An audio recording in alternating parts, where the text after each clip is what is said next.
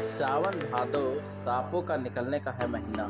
किस सांप के काटने से मरते हैं लोग, देखिए इस पूरी रिपोर्ट। बरसात के दिनों में सावन से भादो 15 जुलाई से लेकर के 15 सितंबर का समय सांपों के निकलने का महीना होता है।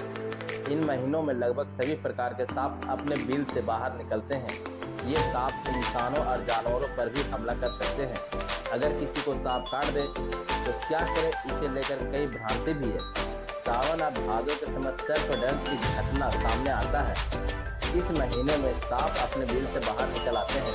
कई बार ये सांप बहुत ही अधिक आक्रामक हो जाते हैं। इंसान तो इंसान जानवर पर भी हमला कर देते हैं। ऐसे में सावधानी बरतना बहुत जरूरी है। सांप ज्यादातर नमी वाली जगहों पर झाड़ियों के अलावा अन्य स्थानों में भी पाए जाते हैं। गाँव के लोगों को इन 2 महीनों में विशेष सावधानी बरतनी चाहिए।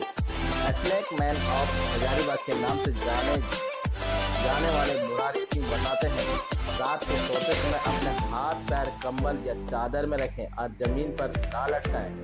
रात को जमीन पर नहीं सोएं। जब भी खेत में जाएं तो सावधानी बरतें और जूता का उपयोग करें, क्योंकि सांप हमेशा पैर में ही काटा करते हैं। उनका यह भी कहना है कि कौन सा सांप विषैला है या नहीं, इसकी जानकारी आम इंसान को नहीं होती है। इस कारण जब भी सांप काटे तो बिना समय बिताए अस्पताल पहुंच जाए। झाड़ फूक के चक्कर में कभी ना पड़े। उन्होंने यह भी जानकारी दी है कि हजारीबाग में लगभग 25 प्रकार के सांप पाए जाते हैं, जिसमें अधिकतर सांप विषहीन है। कुछ सांप जहरीले होते हैं, परंतु सावधानियां बरतने एवं सर्पदंश के बाद समय से अस्पताल पहुंचने पर इसका इलाज भी संभव है। वही स्नेक मैन व सांप रेस्क्यू करने वाले मुरारी सिंह ने यह भी बताया कि हजारीबाग में 3 ही ऐसे सांप हैं जो काफी विषैले होते हैं।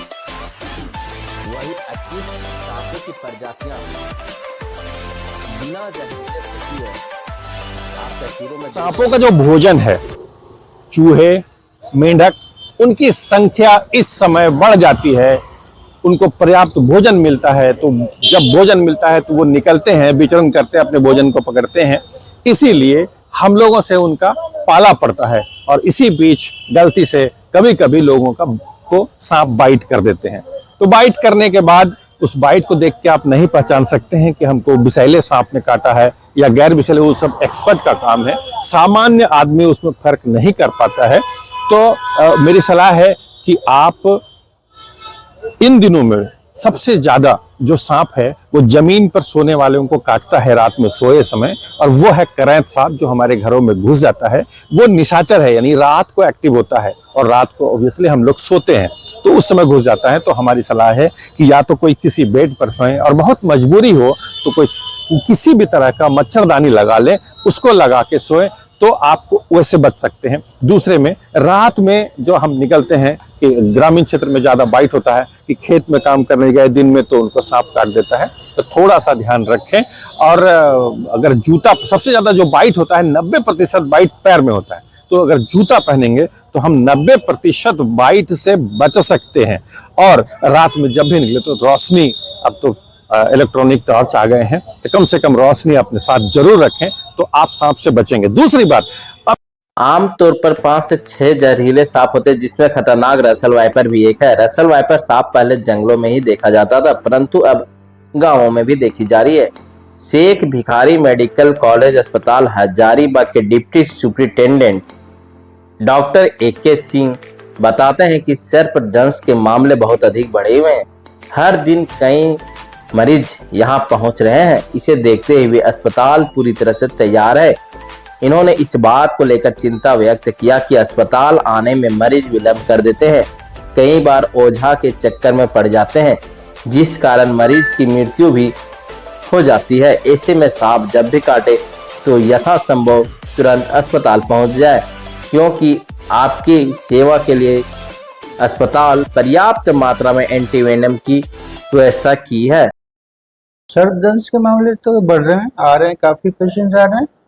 और अस्पताल के दृष्टिकोण से देखें तो हम लोग पूरी तरह से तैयार हैं।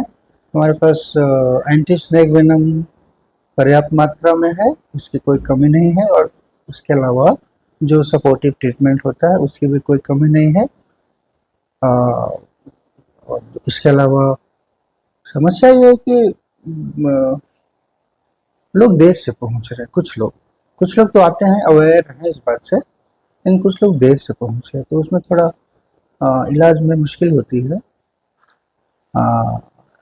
इसके अलावा लोग गांव देहात में झाड़ फूक के चक्कर में अपना समय बर्बाद करते हैं, अननेसेसरी टाइम वेस्ट करते हैं।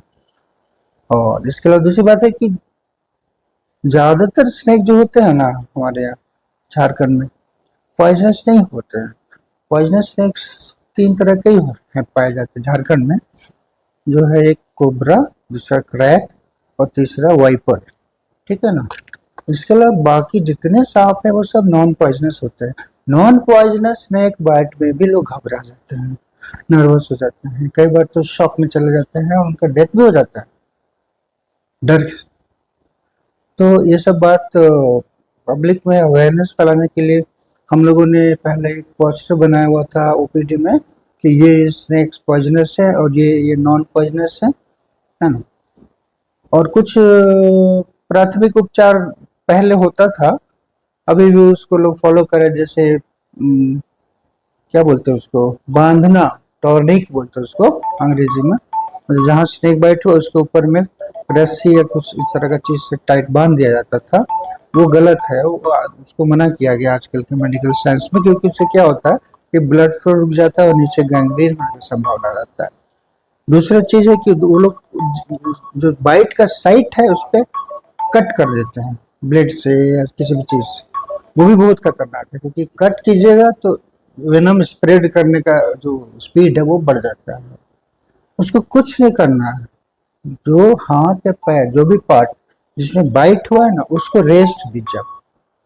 मूवमेंट नहीं, रेस्ट चाहिए उसको, और तुरंत अस्पताल पहुंचे। और लक्षण जब है स्नेक बाइट का, तीनों बाइट का अलग अलग लक्षण होता है जो डॉक्टर जानते हैं इस बात को, तो फिर एंटी स्नेक वेनम स्टार्ट किया जाता है। वहीं हजारीबाग पूर्वी वन प्रमंडल के एसएफ AK परमार ने कहा कि सांप जो है वह एक वन्य जीव है। अगर ग्रामीणों को सांप कहीं नजर आता है तो वह वन विभाग को सूचना दे, ताकि वन विभाग की टीम सांप रेस्क्यू करके एक सुरक्षित जगह पर उस सांप को छोड़ने का प्रयास करे। हमारे वन विभाग की टीम करती है। वही एसएफ AK परमार ने ग्रामीणों से अपील की है कि अगर किसी स्थान पर सांप देखते हैं तो घबराने की कोशिश ना करें, ना ही उस सांप को मारें, उसकी सूचना तुरंत वन विभाग को दे। वही इन्होंने यह भी अपील किया कि सभी सांप जहरीले नहीं होते हैं, अगर जहरीले सांप को पहचानते हैं अगर तो उनसे बच करके रहें।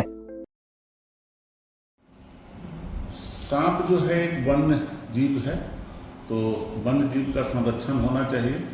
जैसे ही ग्रामीणों को सांप नजर आता है तो वो वन विभाग को सूचना दे। हमारे पास सांप को कैप्चर करने की ट्रेनिंग कर्मचारियों को दी गई है, और उसका ये भी दिया गया है, उपकरण भी दिया गया है, जिससे वो सांप को पकड़ करके लाते हैं और ला करके सुरक्षित जगह में जंगल में ले जाकर छोड़ देते हैं।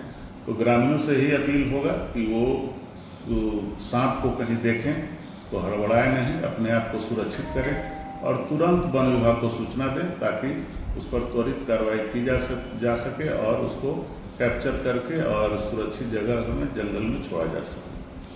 ग्रामीण लोग तो उतना पहचान नहीं पाते हैं कौन पॉइजनस है कौन नॉन पॉइजनस है, तो हमारा तो यही ग्रामीणों से ये रहेगा, वो सुझाव हमारा रहेगा कि सांप को यदि देखते हैं तो उसमें बहुत से सांप जो है काटने वाले नहीं होते हैं, जहरीले नहीं होते हैं, और बहुत सा जो है बहुत जहरीले होते हैं।